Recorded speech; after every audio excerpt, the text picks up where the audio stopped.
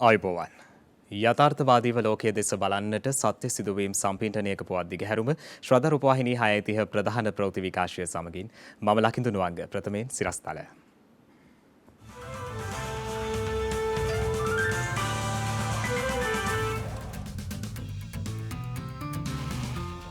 රාජ්‍ය අමාත්‍යවරුන් 37 දෙනෙකු ජනපති ඉදිරියේ දිවුරුම් දෙයි.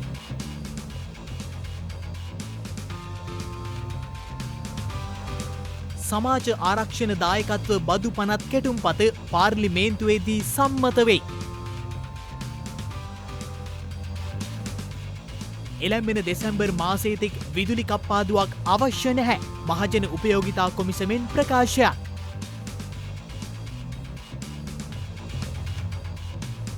මැලේරියා අවදානමෙන් මිදීම සඳහා සාර්ථක එන්නතක්.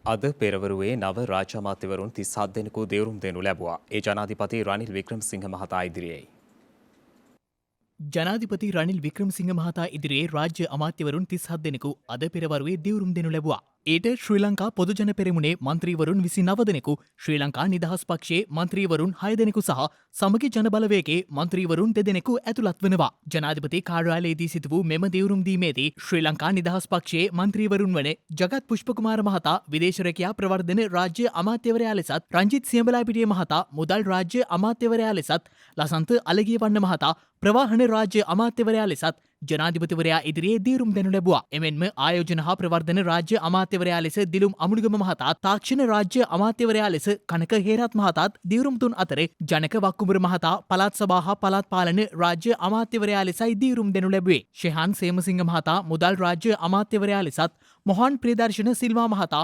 කෘෂිකර්ම රාජ්‍ය අමාත්‍යවරයා ලෙසත්, තේනුක විධානගමගේ මහතා ආර්ථික සංවර්ධන හා නිවාස රාජ්‍ය අමාත්‍යවරයා ලෙසත් ජනාධිපතිවරයා ඉදිරියේ දිවුරුම් දෙනු ලැබුවා. පාර්ලිමේන්තු මන්ත්‍රීවරුන් වන ප්‍රමිත බණ්ඩාර තෙන්නකෝන්, රෝහණ දිසානායක, අරුන්දික ප්‍රනාන්දු, විජිත බේරුගොඩ, ලොහාන් රත්වත්තේ, තාරක බාලසූරිය, ඉන්දික අනුරුද්ධ, සනත් නිශාන්ත, සිරිපාල ගම්ලත්, ශාන්ත බණ්ඩාර, අනුරාධ ජයරත්න යන මහත්වරුන්ද රාජ්‍ය අමාත්‍යවරුන් ලෙස දිවුරුම් දෙනු ලැබුවා. මීට අමතරව එස් ව්‍යාලේන්ද්‍රන්, සිසිර ජයකොඩි, පියල් නිශාන්ත, ප්‍රසන්න රණවීර, ඩී.වී. චානක, ඩී.බී. හේරත්, ශෂීන්ද්‍ර රාජපක්ෂ, සීතා අරඹේපොළ, කාදර් මස්තාන්, අශෝක ප්‍රියන්ත සහ අරවින්ද කුමාර යන මන්ත්‍රීවරුන්ද ජනාධිපතිවරයා ඉදිරියේ රාජ්‍ය අමාත්‍යවරුන් ලෙස දිවුරුම් දී තිබෙනවා. එමෙන්ම ගීතා කුමාරසිංහ, සිවනේශතුරේ චන්ද්‍රකාන්තෙන්, ආචාර්ය සුරේන් රාගවන්, ඩයනා ගමගේ, චාමර සම්පත් දසනායක සහ අනුප පැස්කුවල් යන මහත්වරුන්ද අද දිනේ රාජ්‍ය අමාත්‍යවරුන් ලෙස දිවුරුම් දී තිබෙනවා.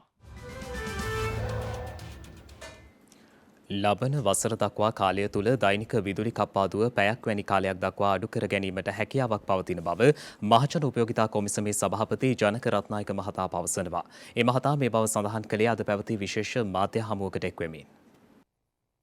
පෙබරවාරි මාසයේ 18 වෙනිදා ඉඳන් පටන් ගත්ත මිදුලි කප්පාදුව මාර්තු මාසයේ උච්චම අවස්ථාවට ආවා. ඒ පැය 13ක් පමණ ප්‍රමාණයකට ගියා. ඒ වගේම අප්‍රේල් මාසයේ පැය 12ක් 8ක් ඒ වගේම 6ක් දක්වා ගිහිල්ලා මැයි මාසයේ පැය 3කට අඩු වෙලා සැප්තැම්බර් මාස වෙනකොට මේ පැය දක්වා අඩු වෙලා තියෙනවා. ප්‍රධාන හේතුව තමයි කෝල් ප්ලාන්ට් ගල්ලංගුරු බලාගාර 3න් 2ක් යාවත්කාලින කරලා පවත්වාගෙන යනවා. ඒ වගේම රිසර්වය ජල පෝෂක ප්‍රදේශවල අවශ්‍ය ජල සංචිත ප්‍රමාණය අපිට ඇති වෙන්න තියෙනවා. දැන් ගිය අවුරුද්දට වඩා වැඩි ප්‍රමාණයක් අපිට ජල සංචිත ප්‍රමාණයක් තියෙනවා. අපි බැලුවොත් එහෙම ඊයේ දිනේදී පුනර්ජනනීය බලයෙන් අපි 75ක් විදුලිය ජනනය කරලා තියෙනවා. මේ තත්වය ගිය සුමාන දෙකේ වර්ධනය වෙලා තියෙනවා. ජල පෝෂක ප්‍රදේශවල තියෙන ජල ප්‍රමාණය වැඩි වෙලා තියෙනවා. මේ අපිට ජලය මගින් නිපදවන විදුලිය දැන්ට 60ක් පමණ වෙනවා. ඒ වගේම අපිට බලන්න පුළුවන් මේ පෞගිය මාස එකහමාර ඇතුළත විදුලිය සඳහා ඉල්ලුම හුඟක් දුරට අඩු වෙලා තියෙනවා. බලාපොරොත්තු වෙනවා මේ තත්වය දෙසැම්බර් මාසයේ ජනවාරි මාසයේ දක්වා ජලයේ තියෙන එක කළමනාකරණය කරගෙන පැයක් වැනි ප්‍රමාණයක සුළු විදුලි කප්පාදුවක් කරලා අපිට ඉදිරි මාස දෙක තුන අපිට යන්න පුළුවන්. ඊයේ සුමානේ සාමාන්‍යයෙන් විදුබල මණ්ඩලය මිලියන 270ක මිලියන 300ක පමණ මෙහෙයුම් ලාභයක් ලබනවා. ඒ ලාභය සාමාන්‍යයෙන් අපි ගණනය කරලා තියෙනවා මේ මාසේ ඉවර වෙනකොට බිලියන 8ක පමණ ප්‍රමාණයක ලාභයක් ලැබිය හැකියි කියලා බල මණ්ඩලයට තියෙනවා බිලියන 100කට වැඩි ලයබිලිටි එකක් මේ අවස්ථාවේ ගවන්නේ. මේ ලැබෙන මෙහෙයුම් ආදායමෙන් ඒක කළමනාකරණය කරගෙන ඉදිරියට පවත්වාගෙන යාමට තමයි බලාපොරොත්තු වෙන්නේ. ලොකු ප්‍රශ්නයක් තියෙනවා. ඒකට හේතුව තමයි ඔක්තෝබර් 25ට කලින් ගෙන්න ගන්න බැරි වුණොත් එහෙම මේ ගල් ලංගුරු බලාගාර තුනම වහන්න වෙනවා. ඒක දෙකක් නෑ මොකද අපිට තියෙන ගල් ලංගුරු ප්‍රමාණය ඇති වෙන්නේ ඔක්තෝබර් මාසේ 25 වෙනිදා විතර වෙනකම් විතර. ඊට පස්සේ එහෙම වුණොත් එහෙම මෙතන තියෙන මෙගාවොට් 900ක ප්ලාන් තුනම අනිවාර්යෙන් නැවැත්විය යුතු වෙනවා. දැන් මේ තියෙන යහපත් තත්ත්වය ව්‍යාකූල වීමේ විශාල ඉඩකඩක් තියෙනවා අපිට ගල් ලංගුරු ප්‍රමාණය වෙලාවට ගෙන්න ගන්න බැරි වුණොත්. එමෙන් මේ මහතා සඳහන් කළේ ඉදිරියේදී ඉන්ධන මිලෙහි යම් සංශෝධනයක් සිදු කිරීම ඔස්සේ විදුලිය සඳහා වැයවන පිරිවැය අඩු කර ගැනීමට හැකියාවක් පවතින බවයි. සියලුම පුද්ගලයන් එවැගේම සියලුම දෙනා පිළිගත්තා අපිට මේ ඉන්ධන මිටට අඩු මිලකට ලබා දෙන්න පුළුවන් වෙයි කියලා. මේ දැන් තියෙන අලුත්ම තත්ත්වය අනුව අපි ඩොලර් 133ක් ගෙවනවා ඔක්ටේන් 92 ගෙන්වීම සඳහා. 95 පෙට්‍රල් සඳහා අපි ගෙවන්නේ ඩොලර් 105ක වගේ ප්‍රමාණයක්. සමහර ඉන්ධන සඳහා ප්‍රීමියම් එකක් ගෙවනවා ඩොලර් 28ක. මේ ගණනය කිරීම සම්පූර්ණ මම හිතන්නේ ආපහු මේක දේශපාලන අධිකාරිය මේ සඳහා අවධානය යොමු කරලා මේක වෙනස් කරොත් හොඳයි. මොකද මෙතන තියෙන මේ කැල්කියුලේෂන් එක සම්පූර්ණ වැරදි. ඒ අනුව අපිට පුළුවන් මීට වඩා අඩු ප්‍රමාණයක විදුලිය නිපදවීම සඳහාවත් සාධාරණ මිලකට මේක ලබා දිය යුතුයි කියන පදනමේ තමයි අපි ඉන්නේ. අපිට පුළුවන් විදුලි වල මණ්ඩලයේ තියෙන වියදම අඩු කරගෙන මෙහෙමුලා අපි වැඩි කරගෙන මේ තියෙන බිලියන් ගානක තියෙන ලයිබිලිටි එක ගෙවලා දාන්න. සමාජ ආරක්ෂණ දායකත්ව බදු පනත් කෙටුම්පත වැඩි ඡන්දයෙන් සම්මත වී තිබෙනවා. ඒ අනුව අදාළ පනතට පක්ෂව ඡන්ද 91ක් ලැබුණු අතර එයට විරුද්ධව ලැබී තිබූ ඡන්ද සංඛ්‍යාව 10ක්. සමාජ ආරක්ෂණ දායකත්ව බදු පනත් කෙටුම්පත සම්බන්ධ විවාදය අද පාර්ලිමේන්තුවේදී පැවැත්වුණා. අනාගතයට මේ වගේ දෙයකට මුහුණ දෙන්න තමයි මේ වගේ සමාජ ආරක්ෂණ බදු ක්‍රමයක් අරගෙන එන එකක් අනාගතයට මුහුණ දෙන්න. ඒ වගේම වැටිච්ච ව්‍යාපාර ගොඩනගන්න යම්කිසි ක්‍රමවේදයක් හදාගන්න රටේ මිනිස්සු ආරක්ෂා කර ගැනීම වෙනුවෙන්. ශක්තිමත් සමාජ ආරක්ෂණ ක්‍රමවේදයක් තියෙන රටවල් වල ජනතාවගේ ආදායම අනුව ඍජු බදු අය කරලා ඒ හරහා සමාජ ආරක්ෂණ ක්‍රමවේදය ශක්තිමත් කරනවා. දැන් අදටත් ලංකාවේ ඍජු බදු වලට වඩා වක්‍ර බදු ප්‍රතිශතය වැඩි. ඒක හැමදාම අපි කතා කරනවා. ධනවත් පුද්ගලයන් වගේ මේ වගේ අන්ත දුප්පත් අපේ ගම්වල ජනතාව ගෙවන්නේ එකම බද්ද. මේ වක්‍ර බදු ගෙවනකොට. ඒත් ඇමරිකාව වගේ රටවල් වල ආදායම අනුව ජනතාවගෙන් බදු අය කරන ක්‍රම තියෙනවා. ඒ කියන්නේ ඍජු බද්ද අය කරනවා. අධික බදු එහෙම නැති වුණොත් මේ භාණ්ඩ හා සේවා වලට එන අධික බඩු නිසා මේ භාණ්ඩ හා සේවා වල මිල ඉහළ යනවා. මේක දුප්පත් ජනතාවට දරා ගන්න පුළුවන් කමක් නැහැ. සමාජ ආරක්ෂණය වැදගත්. සුපසාධනය කිව්වහම අපි හැමෝටම එක ගානට දෙනවා වෙනුවට අවශ්‍ය පුද්ගලයන්ට සමාජ ආරක්ෂාව දෙන්න ඕනේ කියන දන අපි එතන ඉන්නවා. මේ එකතු කරන බදු ඇත්ත වශයෙන්ම සමාජ ආරක්ෂණය සඳහාද අපි යොදවන්නේ. ඒක කොහොමවත් කොහෙවත් මේකේ සඳහන් වෙන්නේ නැහැ. හරි මම පිළිගන්නවා සාමාන්‍යයෙන් බදු පනතක් ඉදිරිපත් කරනකොට ඒ බද්දය මොනවටද පාවිච්චි කරන්න කියන එක දාන්නේ නැහැ. ඒක කොන්සල්ටේටඩ් ෆන්ඩ් එකට ගිහිල්ලා එතනින් තමයි යන්නේ. නමුත් විශේෂ බද්දක් නම් මේ සමාජ ආරක්ෂණය සඳහාම වූ බද්දක් නම් එහෙමනම් ඒක කියන්න ඕනේ මේ සමාජ ආරක්ෂණය සඳහා පමණක් පාවිච්චි කරනවා කියලා. නැතුව මේවා රජයේ වෙන වියදම් වලට පාවිච්චි කරන්නේ නැහැ කියන පොරොන්දුව එක්ක දෙන්න ඕනේ. දැන් මුලස්සනේ සභාපතිතුමනි ඔබතුමා දන්නවා මේ වසරේ අපේ බදු ආදායම මිලියන 630යි. අපිට තිබුණා බිලියන 630යි බිලියන 1000ක් තිබුණ එක නියෝජක කතානායකතුමනි. අද 20යි 21 අවුරුද්දේ ආදායම් ලිපිගොනු තියෙන්නේ 5,70,000යි. මේකේ 2,92,000 තනි පුද්ගල 68,000ක් සමාගම්. අපිට මේ අවුරුද්දේ රිටර්න් එවලා තියෙන්නේ 1,20,000යි. මේ අවුරුද්දේ මේ වෙනකොට බදු ගෙවලා තියෙන්නේ 30,000යි. අපේ රටේ ජනගහනය මිලියන 22යි පවුල් ලක්ෂ 68යි බදු ගෙවන්නේ 30,000යි. ඒ නිසා පළවෙනියටම නියෝජ්‍ය කතානායකතුමනි මම දිගටම ඉන්න ස්ථාවරය තමයි මේ බදු අය කරන ක්‍රමවේදය. මේ කිසි දෙයක් නියාමනය වෙන්නේ නැහැ. පළවෙනියටම පාර්ලිමේන්තුවේ 225න් ආදායම් බදු ගෙවපු නැති කවුරු හරි ඉන්නවනම් ලිපිගොනුව හරි හදලා ෆයිල් එක පාර්ලිමේන්තුවේ කතානායකතුමාට දෙන්න. 225ම ආදායම් බදු ගෙවන්න රුපියල් 10ක් හරි කමන්න බදු ගෙවන්න කියලා කියනවා. ඊළඟ මහා බැංකුව පටන් ගන්න එපේ ලොකුම තැන. මහා බැංකුවේ සියලුම නිලධාරීන්ගේ වැටුපෙන් පේ ටැක්ස් එක කපන්න ඕනේ. පනතට පක්ෂව ඡන්ද 91යි පනතට විරුද්ධව ඡන්ද 10යි. සමාජ ආරක්ෂණ දායකත්ව බදු පනත් කෙටුම්පත තුන්වෙනි වර කියවා සංශෝධන සහිතව සම්මත කරනු ලද බව දන්වනු කැමැත්තෙමු. වතු කම්කරුවන්ට සහ නාගරික වතු ප්‍රජාවට ලෝක ආහාර වැඩසටහන යටතේ විශේෂ දීමනාවක් සහ ආහාර සලාකයක් ඔක්තෝබර් මාස මුල සිට ලබා දෙන බව කම්කරු හා විදේශ රැකියා අමාත්‍ය මනුෂ්‍ය නානායක්කාර මහතා පවසනවා.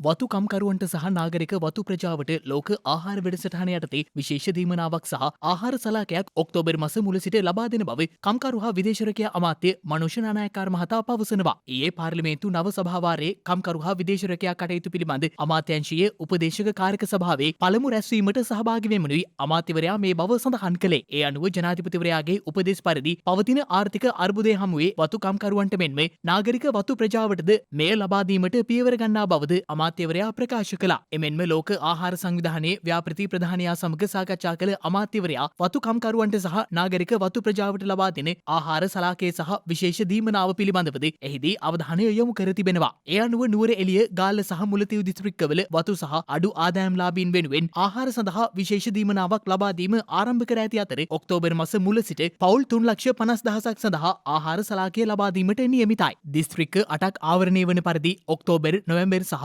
දෙසැම්බර් යන මාස සඳහා මෙම ආහාර සලාකය ලබා දෙනු ඇති. ඇමරිකානු ඩොලර් 30ත් 40ත් අතර වටිනාකමකින් යුත් ආහාර සලාකයක් මෙලෙස ලබා දෙන අතර එයට සහල්, පරිප්පු සහ තෙල් ඇතුළත් වනවා. ඒ අනුව එක් පවුලකට කිලෝග්‍රෑම් 17.5 බැගින් වූ ආහාර මළු දෙකක් මසකට ලබා දීමටයි සැලසුම් කර ඇත්තේ. මේ අතර ආහාර ලබා ගැනීම සඳහා අගෝස්තු මාසයේදී රුපියල් 15,000ක මුදලක් වතු කම්කරුවන්ට සහ අඩු ආදායම්ලාභීන්ට ලබා දී ඇති අතර පාසල් ළමුන් සඳහා ආහාර වේල් ලක්ෂ 10ක් ලබා දීමටද ලෝක ආහාර සංවිධානය සූදානම් බව එම සංවිධානය විසින් අමාත්‍යවරයාට දැනුම් දී තිබෙනවා. එමෙන්ම ඉදිරියේදී ගැබිනි මව්වරුන්ට සහ අවුරුදු 5ට අඩු ළමුන් වෙනුවෙන් ත්‍රිපෝෂ ලබා දීමේ වැඩසටහනක් ක්‍රියාත්මක කිරීමටද සැලසුම් කර ඇති බව ලෝක ආහාර සංවිධානයේ නියෝජිතයන් විසින් දැනුම් දී තිබෙනවා. ගත වූ දිනේත් මෙරටින් 50ට අඩු කොවිඩ් ආසාදිතයින් පිරිසක් වාර්තා වුණා.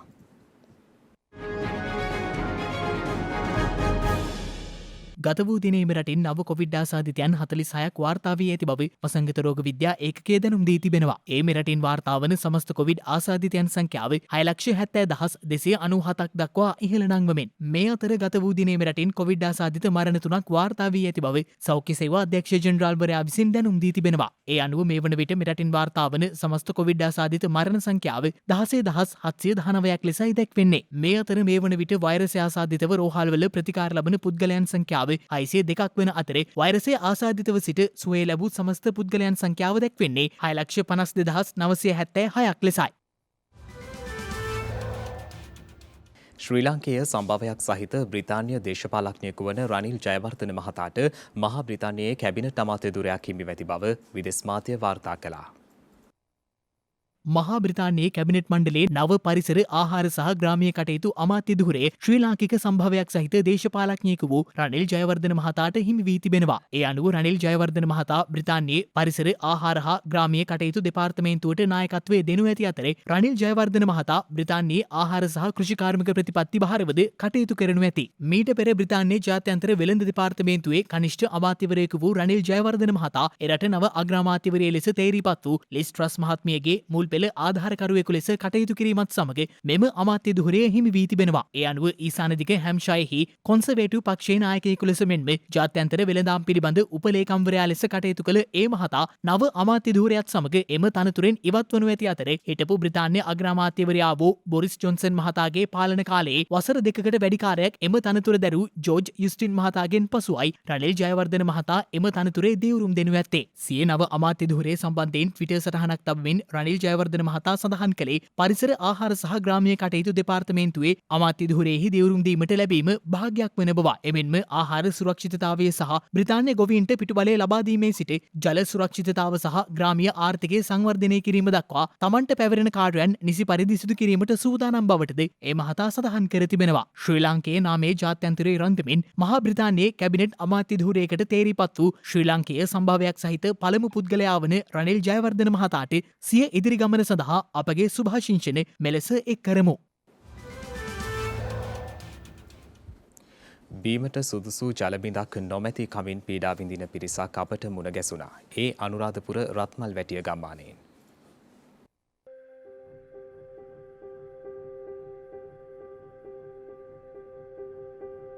රජරට වැව්බැඳි රාජ්‍යවත් බීමට නුසුදුසු ජලය ඕනෑ තරම්.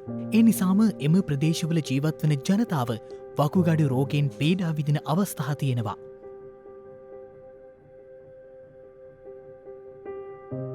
ඒ අතර අනුරාධපුර ගලින් බිඳුණු ඇව ප්‍රාදේශීය ලේකම් කොට්ටාශයේ අංක 175 රත්මල් වැටිය තුලානයේ රත්මල් වැටිය පවුල් 200ක් සහ කුඹුක් වැව බණ්ඩාරකම නික වැව යන ගම්මානවල පවුල් 700ක් පමණ මේ වන විට ජල අර්බුදයකින් පීඩා විඳිමින් සිටිනවා.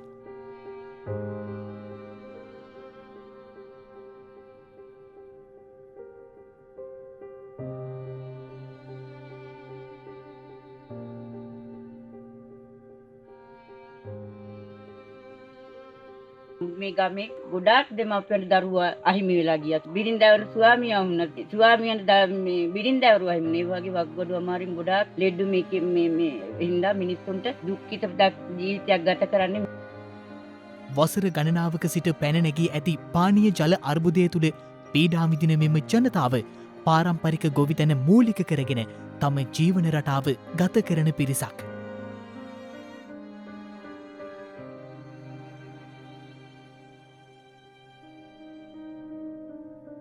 රත්මල් වැටිය ගම්මානයේ පමණක් වර්ග කිලෝමීටර 2ක පමණ වපසරයක් තුළ පවුල් 200කට වැඩි පිරිසක් තම පානීය ජල අවශ්‍යතාවය සපුරාගන්නේ ගම්මානයේ ඇති පැරණි නළලිඳකින්.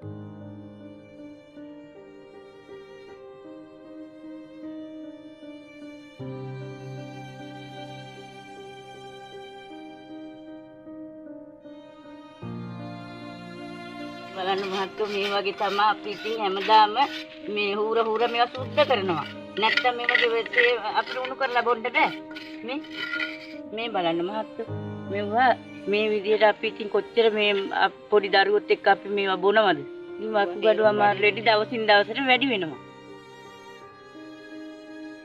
මේ සියල්ල මැද ආර්ථික දුෂ්කරතාද එමට දරාගත් මේ ගම්මානයේ ජනතාව පිරිසිදු දියපිඳක අපේක්ෂා ලැබෙනතුරු බලා හිඳිනවා.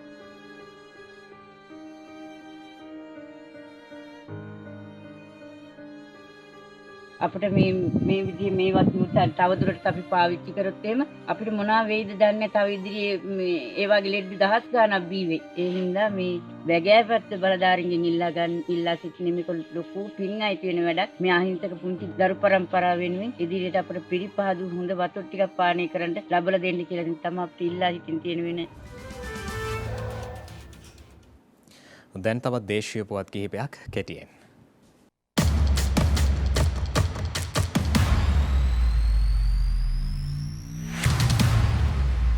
ආනයනික බඩේනිකු කිලෝග්‍රෑමයක් සඳහා රුපියල් 10ක විශේෂ වෙළඳ භාණ්ඩ බද්දක් පනවා තිබෙනවා. මුදල් අමාත්‍යවරයා ලෙස ජනාධිපතිවරයා විසින් ඊට අදාළ ගැසට් නිවේදනයද නිකුත් කර තිබෙනවා. ඒ පසුගිය 3 වනදා සිට ක්‍රියාත්මක වන පරිදි මෙලෙස අය කරන රුපියල් 10ක විශේෂ වෙළඳ භාණ්ඩ බද්දෙන් රුපියලක් පමණක් අය කරගෙන ඉතිරි වටිනාකම ත්‍රිපෝෂ නිෂ්පාදනය සඳහා ශ්‍රී ලංකා ත්‍රිපෝෂ ලිමිටඩ් ආයතනය වෙත ලබා දිය යුතු බවයි එම ගැසට් නිවේදනයේ වැඩිදුරටත් දැක්වෙන්නේ. මාස 3මාරක් ඇතුළත වී අස්වැන්න ලබාගත හැකි නව වී ප්‍රභේදයක් ගාල්ල ලබුදුව වී පර්යේෂණ ආයතනය විසින් හඳුන්වා දී තිබෙනවා. අවුරුදු 12ක් පුරාවට කරන ලද පර්යේෂණයක ප්‍රතිඵලයක් ලෙසයි එම නව වී ප්‍රභේදය හඳුන්වා දී ඇත්තේ. එම වී ප්‍රභේදය LD 376 යනුවෙන් නම් කර ඇති අතර මෙරට ඕනෑම පළාතක එම වී ප්‍රභේදය වගා කිරීමේ හැකියාවද පවතින බව ගාල්ල ලබුදුව වී පර්යේෂණ ආයතනය සඳහන් කළා. දිවයිනේ බස්නාහිර සබරගමුව සහ වයඹ පළාත්වලත් මහනුවර නුවර එළිය ගාල්ල සහ මාතර දිස්ත්‍රික්කවලටත් වැසිවාර කිහිපයක් ඇතිවිය හැකි බව කාලගුණ විද්‍යා දෙපාර්තමේන්තුව නිවේදනය කරනවා. එමෙන්ම මධ්‍යම කඳුකරේ බටහිර බැවුම් ප්‍රදේශවල විටින් විට හමන පැයට කිලෝමීටර 50ක පමණ තද සුළංද ඇතිවිය හැකි බවයි කාලගුණ විද්‍යා දෙපාර්තමේන්තුව සඳහන් කළේ. මේ අතර පැවති වැසි තත්වයේ අඩුවීමක් දක්නට ලැබුණද දිස්ත්‍රික්ක කිහිපයක් සඳහා නිකුත් කර තිබූ නායෑම් අනතුරු ඇඟවීමේ නිවේදනය තවදුරටත් ක්‍රියාත්මක වන බව ජාතික ගොඩනැගිලි පර්යේෂණ සංවිධානය පවසනවා. ඒ අනුව මහනුවර කෑගල්ල කුරුණෑගල මාතලේ නුවර එළිය රත්නපුර යන දිස්ත්‍රික්ක සඳහායි එම නායෑම් අනතුරු ඇඟවීමේ නිවේදනය තවදුරටත් ක්‍රියාත්මක කර ඇත්තේ. හොංකොං රාජ්‍යයේ 25 වන සංවත්සරය සැමරීම නිමිත්තෙන් හොංකොං රජයේ විශේෂ වැඩසටහන් රැසක් ක්‍රියාත්මක කර තිබෙනවා. එහි එක් අංගයක් ලෙස හොංකොං වල වෙසෙන ශ්‍රී ලාංකිකයන් විසින් විචිත්‍ර නර්තනාංග වලින් සමන්විත සංස්කෘතික සංදර්ශනයක් සංවිධානය කර තිබුණා. සැප්තැම්බර් මාස 4 වනදා පැවති එම සංස්කෘතික සංදර්ශනය හොංකොංහි සෙන්ට්‍රල් දිස්ත්‍රික්කයේදී පැවැත්වුණේ. කොළඹ සහ බදුල්ල අතර ධාවනය වන ඇල්ල ඔඩිසි අධිසුකෝපභෝගී දුම්රිය අද සිට බ්‍රහස්පතින්දා සහ සිකුරාදා දිනවලද ධාවනයට එක් කිරීමට නියමිතයි. නියෝජ්‍ය දුම්රිය සාමාන්‍ය අධිකාරී V.S. පොල්වත්තගේ මහතා සඳහන් කළේ මගීන්ගෙන් ලැබුණු එල්ලීම්වලට අනුව මෙම තීරණය ගෙන ඇති බවයි. මෙරට ඉහළම සංචාරක ආකර්ෂණයක් සහිත දුම්රිය ගමනාන්තයන් වෙත මෙම දුම්රිය සෑම සෙනසුරාදාවකම ධාවනයට එක් කරනු ලැබුවේ පසුගිය මාසයේදී.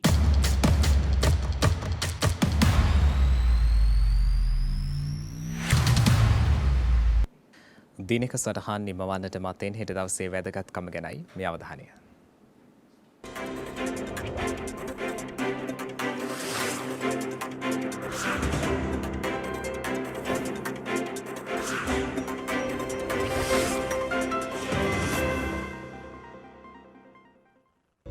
හෙට සැප්තැම්බර් මස 9 වනදා ශ්‍රී ලංකාවේ නාමය ජාත්‍යන්තරයට ගෙන ගිය කලාව පිළිබඳ පුරෝගාමී ඉතිහාසඥයෙකු කලාව පිළිබඳ දර්ශනවාදියෙකු වූ ආනන්ද කුමාරස්වාමි මහතා මෙලොවින් සමුගෙන ඇත්තේ 1947 සැප්තැම්බර් මස 9 වන දිනයි.